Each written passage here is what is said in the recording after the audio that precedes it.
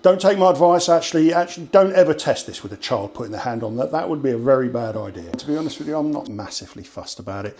Look, this ain't going to be an unboxing. I'll show you a box, I'll show you it out of the box and we'll go from there, because frankly, it's a cardboard box. It's got something inside. You get the idea. I'll show you. So, welcome. Find yourselves in a kitchen at home today. We're going to be trying out a new product. I've never done this product review malarkey before, and to be honest with you, I'm not massively fussed about it. I thought I'd give it a go because we've got a brand new indoor electric oven that we need to use for doing displays at things like, I don't know, wedding fairs and stuff like that. We can't take the gas ovens into there because there's restrictions about where you can take gas. You certainly can't take wood-fired ovens into them.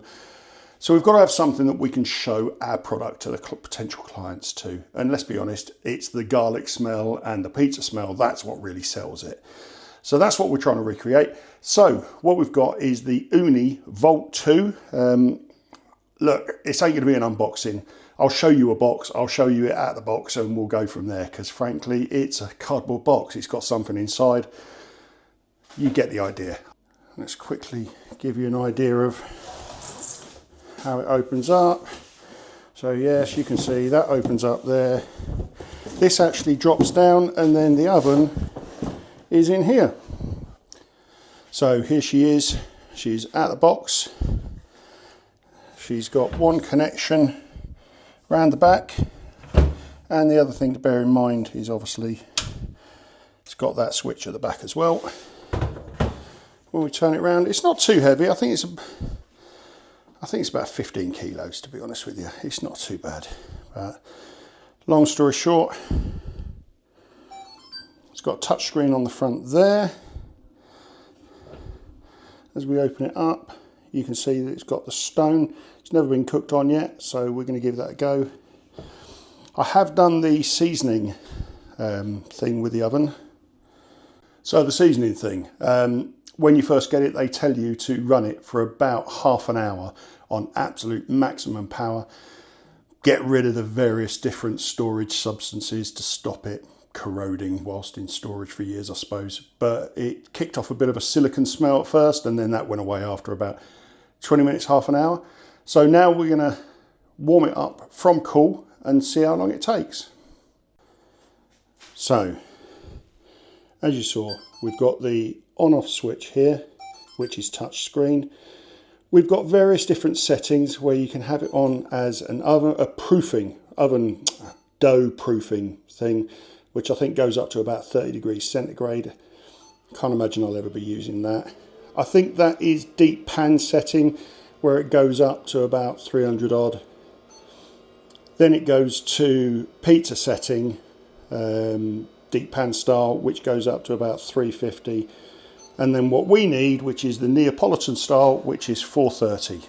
So this will probably take at least half an hour to get up to temperature. I think it will get up to the air temperature inside the oven a lot quicker than that. But as we all know, it's not just the air temperature, it's that stone there. That's what we need to get warmed up so that we get that initial pop, that lift coming for the pizza. And then obviously to get that leoparding on the underside. I like the fact it's got the light inside though. That's pretty cool. The light inside means that you can actually see what's going on. So I'll come back when it's warmed up. So just another quick note. I don't know whether you can hear it, but I'm going to put my microphone near it to see if you can get an idea of the sound it's making. Hopefully that'll come out on the microphone. It's not too loud. About the same, a little bit less than the microwave going. So give you an idea. It's not intrusive. Right, okay, so it's about 20 minutes and it's just blipped to say that it is up to temperature, which I think is what that little yellow light next to the 430 means. So I've done a quick check of it. Let's see what the stone's like. 330, 435 at the back, 421, 425. Do you know what? That's actually better than I thought it was going to be. This could be an interesting one. So I won't lie, I didn't have massive hopes that it was going to get over 400 degrees. So for it to get in parts on that stone up to about 420 shows a little bit of hope that we can do some Neapolitan pizza. Not as high as we usually like it. In the ovens in the trailer, we go for 450 to 480 is what our ideal. 480 seems to get the best results, but you know what? Let's give it a go, see how we get on. So we're just going to push the dough out. 63% hydration for the dough nerds amongst us. Bit of semolina on the kitchen counter just to stop it sticking.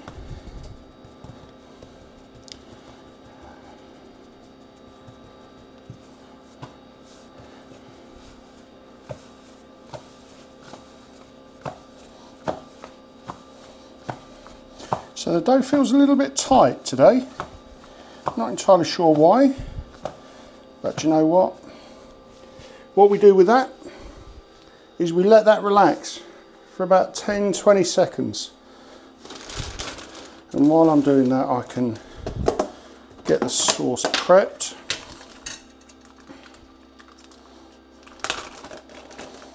And I can get the cheese and the basil ready to go.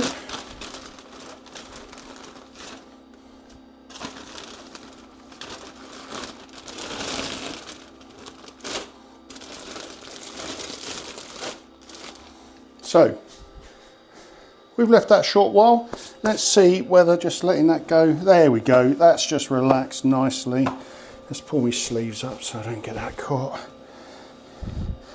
Instantly, so that's a top tip for you guys. If you ever find that the dough is just a bit too tight for you and it's not doing what you want it to do, i.e. it's stretching but it's not staying,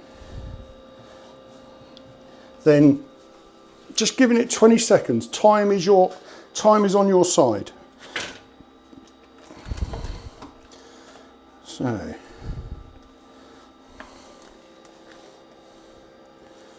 bit of sauce, spread that round evenly. We're a little bit too close to the edge there, but we'll give it a go anyway.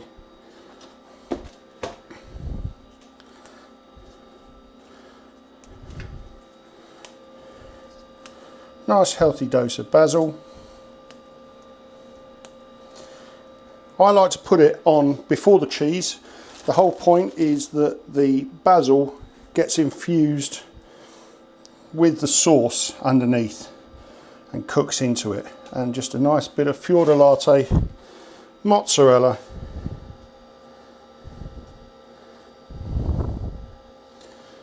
Go from there. Right, pizza peels.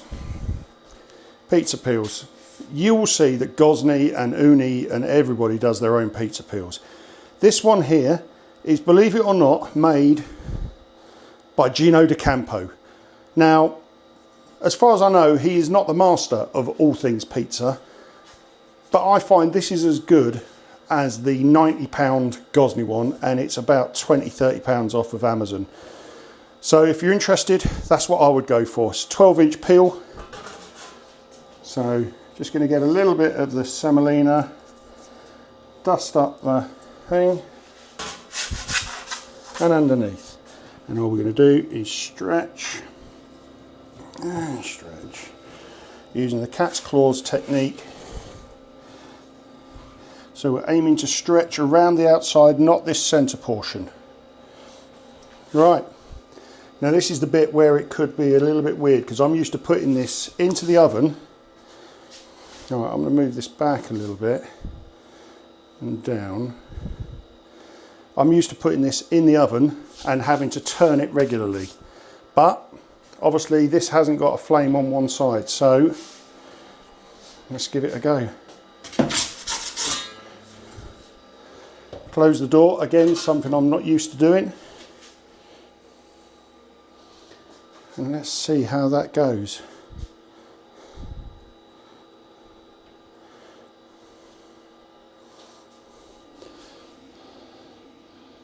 You know what, I'm starting to see a little bit of a lift already.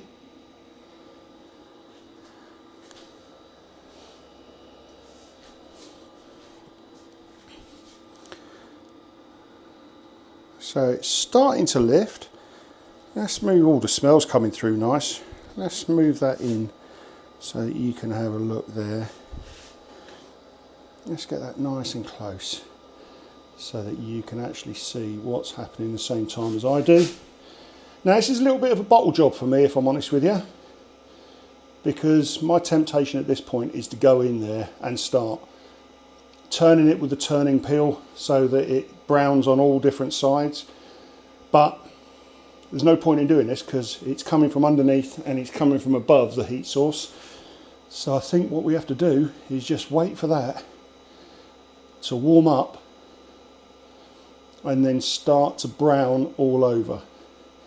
I've got to be honest, this is testing my bottle, it really is. Because that's starting to brown the cheese and it hasn't lifted the dough as much as I would like, if I'm honest with you. But I'm going to let that go for a little bit more. Oh, I can't do it any longer. It's killing me. Let's move that to the side.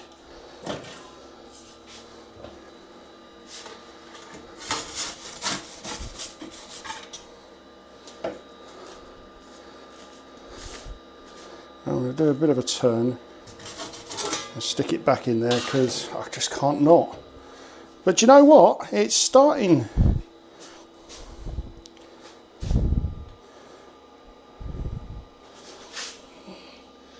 Do you know what? The dough is rising. There's no denying that fact.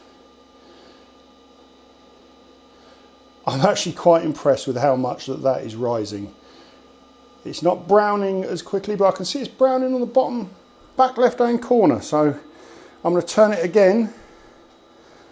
I know I shouldn't, but I'm going to.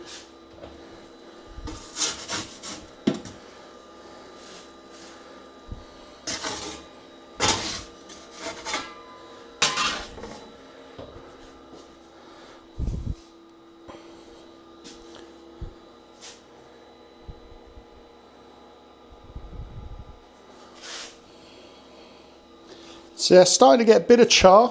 Starting to get a bit of char on there. I'm not mad with that. Just want to give it a little bit more. A little bit more. The cheese is bubbling. Cheese is probably bubbling more than I would like it to do, because it's starting to brown off, and I don't usually like that. But you know what? I'm going to cool that. So I'm going to bring it out here.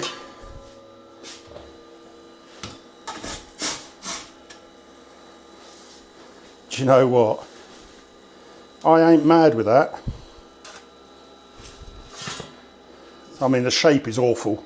There's no denying.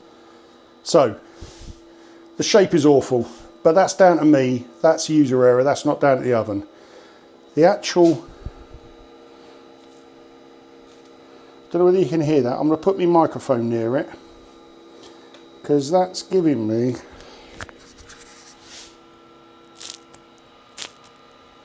that's giving the Neapolitan crunch that we like. Let's have a look at what the underside looks like.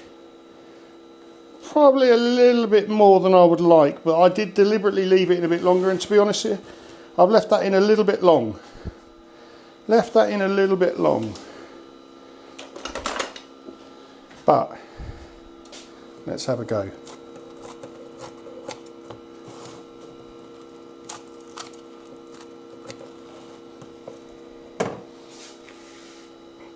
Not the best lift in the world, but not the worst either. Oh, there we go. Good old-fashioned Neapolitan pizza. Now, do you know what? I'm going to have to wait and try that in a second, because that is piping hot.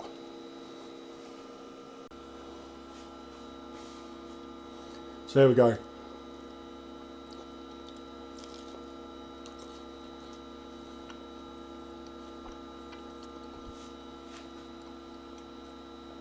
I've got to be honest, I'm surprised. That Ooni Volt 2 has turned out a quality bit of pizza. Quality bit of pizza. Hasn't quite given the lift that I would usually like, but that's because it can't get up to the 480, and that's where we usually get that proper lift. But from a taste, from that nice little bit of crisp on the underside, but not overly so, that's done a pretty good job. I'm pretty impressed with that. Let's have another go.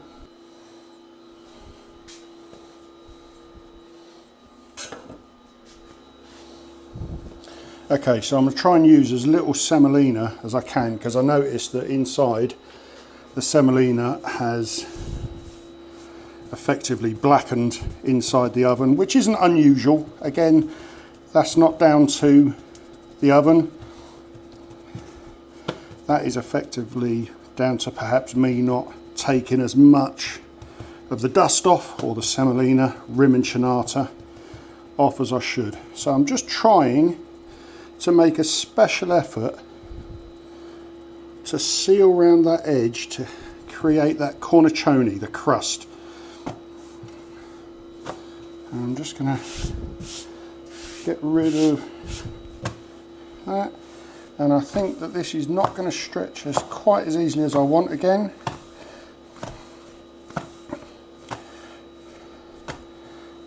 So some people ask me how I do this, so I'm going to let that relax for a little bit. What I'm going to try and do is I'm going to try and bring you in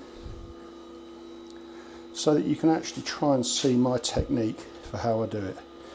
Now, everyone has their own technique, but what I try and do is when I lift, we're looking to stretch this area here. We want to try and prevent stretching this area. So what I try and do is do that with my fingers, bring it on and then stretch. And just that 10-20 seconds has just let the dough just relax just a little bit more. Now, you might not be able to see that, but I put a little hole in that. So all I'm going to do is pinch it closed and see whether we get away with it.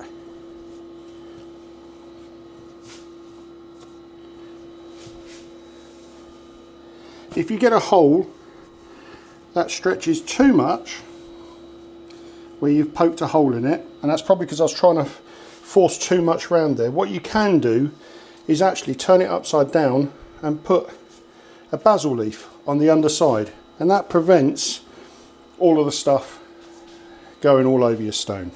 And looking at that, that's got just a, I can see that spider web in there, so as you can see it's starting to go there as well. So that's when it becomes a bit of a lost cause. So I'm going to bin that one. Sometimes you got to know when to cut loose. So dust on both sides. Just check, yeah, you can see. So make it nice and round. I'm just going to push the air out from the centre outwards. So I've got big fat fingers, so some people can get in and start doing this. I just don't have the space. So I tend to use just the 3 fingers.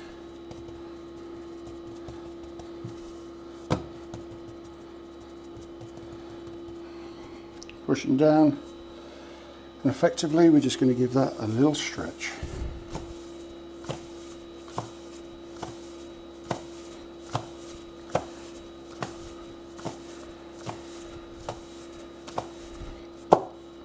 So again, bit tight tonight, it's a little bit tight, so we're going to hold off for about 10 seconds. So let's give it a go again now. Instantly you can feel that that dough has just relaxed just a little bit more. Try and get as much of that semolina off, but leaving just enough that it doesn't stick to the peel. Right. So for this one, we are going to, where have I put me brush? Right, here we go. This is our garlic sauce, garlic oil that we make, and I'm just trying to find, there it is.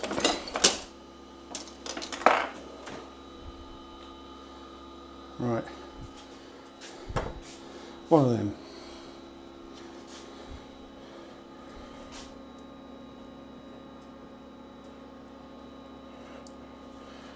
So we call this the white garlic because there isn't any tomato sauce, and all we do is push that round to get a nice even coverage all over the pizza. Flick that off. Now we go for a bit of fior latte mozzarella. Don't go overboard with the cheese on this, because the star of the show is the garlic. So probably that'll be enough for me, if I'm completely honest with you. So, little pinch, no more than that. Just to get it on there. Lift and push. And what we want to do is that jiggle test. If it doesn't move around like that, it's going to stick to your pizza peel when you try and launch it.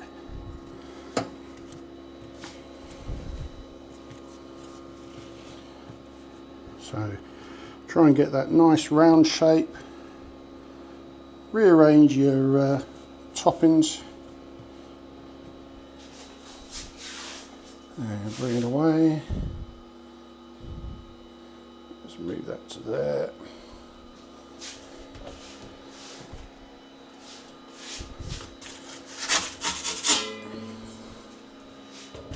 And close that up.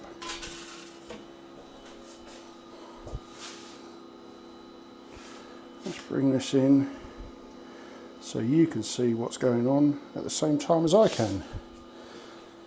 So, temperature going down, that's not an unusual thing, because if you can imagine, that dough is effectively sucking the heat out of both the oven and the stone. That's not remotely unusual to watch temperature go down when you put a pizza in.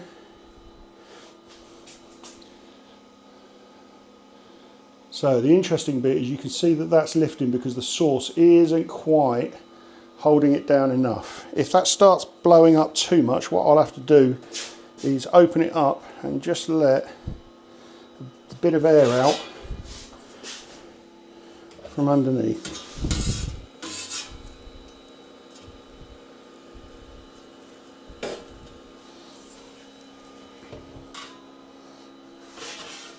See, this is much easier when you've got a turning peel, but I'm trying to do it in good faith, so it's not being turned. Do you know, that's not a bad lift. That's not a terrible lift at all, truth be told. Just waiting for that dough just to brown off a little bit. Oh, you can smell the garlic coming out there now.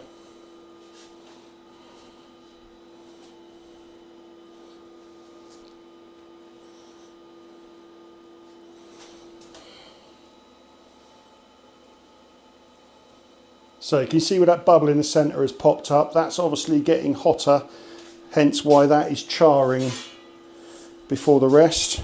I'm going to call it there and see how that goes. Do you know what? I am not upset with that at all. Let's put that down.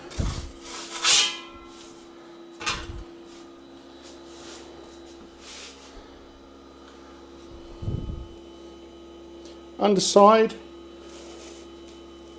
Yeah, we've got that leopard in. Be pleased now I managed to get it round this time. Always a bonus, I find. This is my fault, and this is probably the little bit of a downside, that if this was in the gas oven I would be able to avoid that, because I could just get the pizza peel underneath as it's starting to go and just let that air out. But that is the problem when you don't put a lot of sauce and you don't put a lot of cheese on top. So again, bring that down. Just bring the microphone down to see whether... Yeah, you can hear that I've taken it out later. It is, yeah, starting just on the verge. Just on the verge of getting that crackle. But let's go for a bit that...